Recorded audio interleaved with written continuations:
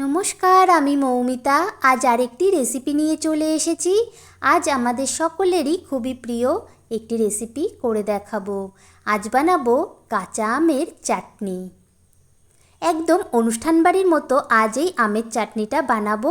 খুব অল্প উপকরণে আর খুব কম সময়ে আজ এই চাটনির রেসিপিটি করে দেখাবো। চলুন তাহলে বানিয়ে ফেলি অনুষ্ঠান বাড়ির আমের চাটনি। তার জন্য প্রথমে দেখে নিই কী কী উপকরণ লাগছে।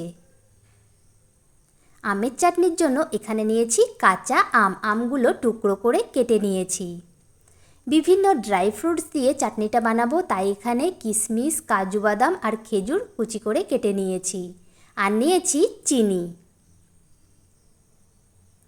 এবারে প্রথমে চাটনির জন্য একটা ভাজা মশলা তৈরি করে নেব। তার জন্য একটা পাত্রে দিয়ে দিলাম 1 চামচ পাঁচফোড়ন, হাফ চামচ মৌরি, হাফ চামচ ধনে আর হাফ চামচ জিরে। এবারে গ্যাসটা অন করে একটা কড়াই বসিয়ে সমস্ত মশলাগুলো দিয়ে ভেজে নেব। মশলাটা দিয়ে ভালো একটা ঘ্রাণ বা গন্ধ বের হয়েছে। এবারে এটা বেটে নেব। ভাজা মশলাটা তৈরি হয়ে গেছে, দেখুন এরকমভাবে বেটে নিয়েছি। চাটনির জন্য ভাজা মশলাটা তৈরি হয়ে গেছে। এবার একটা কড়াই বসিয়ে দিয়ে দেব খুব সামান্য পরিমাণে সাদা তেল। খুব বেশি তেল এখানে দেব না, শুধু ফোড়ন দেওয়ার জন্য অল্প সামান্য তেল দিলাম। তেলটা গরম হয়ে গেছে, এবার ফোড়ন দিয়ে দেব 5 ফোড়ন। ফোড়নটা দিয়ে ভালো একটা ঘ্রাণ বা গন্ধ বের হয়েছে। এবার সেই কেটে রাখা আমের টুকরোগুলো দিয়ে দিলাম। আমের টুকরোগুলো দিয়ে একটু নেড়েচেড়ে নেব।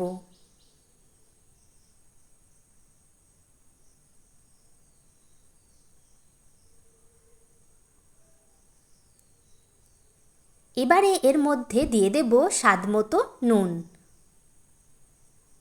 আর দেব খুব সামান্য পরিমাণে হলুদ গুঁড়ো।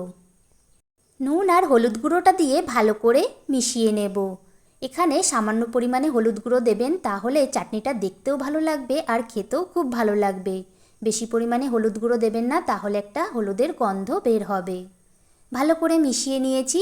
এবারে একটা ঢাকনা দিয়ে ঢেকে এটাকে 3 থেকে 4 মিনিট সেঁতলে নেব।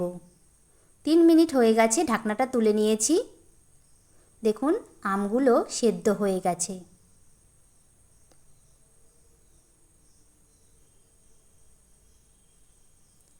এবারে এর মধ্যে দিয়ে দেব চিনি।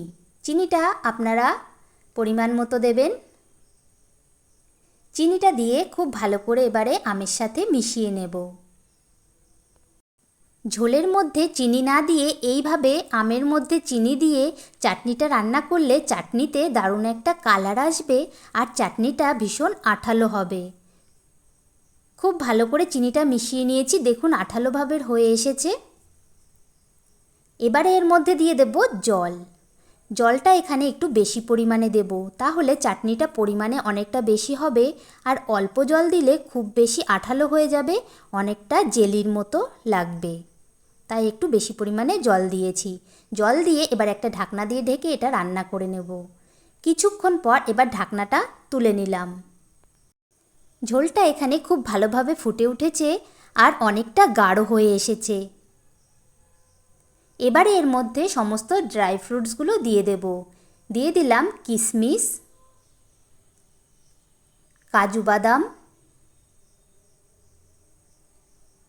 আর খেজুরের টুকরোগুলো। সমস্ত কিছু দিয়ে খুব ভালো করে মিশিয়ে নেব।